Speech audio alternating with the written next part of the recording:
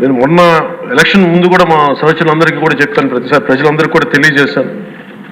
ఒక సుదీర్ఘమైన అనుభవం నాయకులు ఈ రాష్ట్రానికి చాలా అవసరం.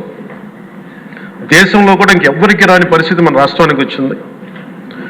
మనస్ఫూర్తిగా నేను అంతకుముందు ఏమి చెప్పాను, ఈరోజు కూడా అదే చెప్తున్నా అధ్యక్ష.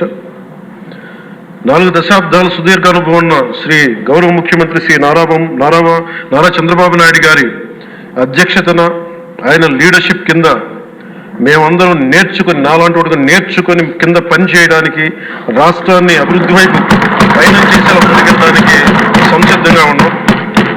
మేము దాన్ని కట్టుబడి ఉన్నాం. ముఖ్యంగా లా అండ్ ఆర్డర్ చాలా క్షీణించిపోయింది.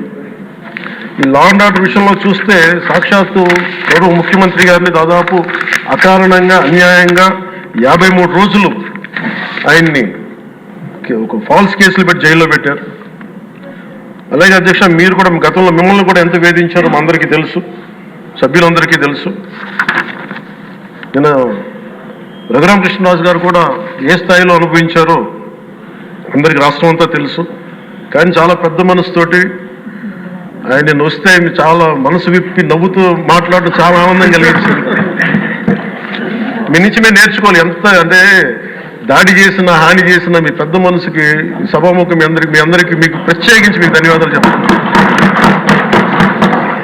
మీ అందరి నుంచి మీ నుంచి స్ఫూర్తి తీసుకుంటాం. మీ నుంచి అంటే తిట్లు తిన్నా కానీ, దెబ్బ తిన్నా కానీ ఎంత సహృదయతో ఉండాలనేది మీరు చూపించారు.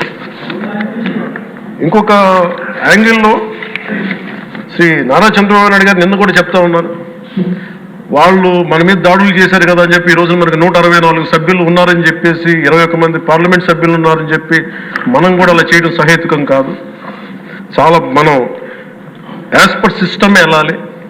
నిన్న కూడా చాలామంది సభ్యులు మా మీద దాడులు జరుగుతూ ఉన్నాయి, మా మీద బెదిరిస్తున్నారు, ఈ రోజుకి ఓడిపోయి కూడా ఇంకా మన కూటమి సభ్యులందరి మీద బెదిరిస్తున్నారు అని అంట. చంద్రబాబు నాయుడు గారు ఒకటే చెప్పాను, మనం అలాంటి వాటికి నేను విరుద్ధం.